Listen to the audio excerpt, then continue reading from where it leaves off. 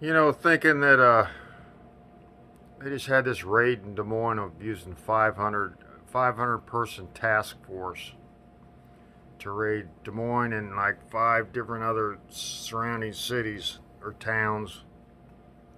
500 people. They wasted a year and they came up with practically something a normal traffic cop would catch in a car, you know, transporting or something. And but anyway, you think drugs.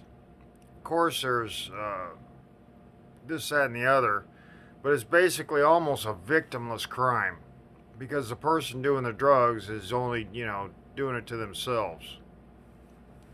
Unlike child molestation, rape, thievery, murder, where there's victims. I wouldn't even, is crime, shouldn't crime be considered where they have a victim, you know, where there's somebody that they actually, because basically, I was just thinking that what a waste of time, money, and people for a year for the little amount that they found, which you could. It sounds like a one house bust on a normal day anywhere, and but I was thinking, it's basically a victimless crime, except people get addicted, people die of overdose. Yeah, like heroin and stuff.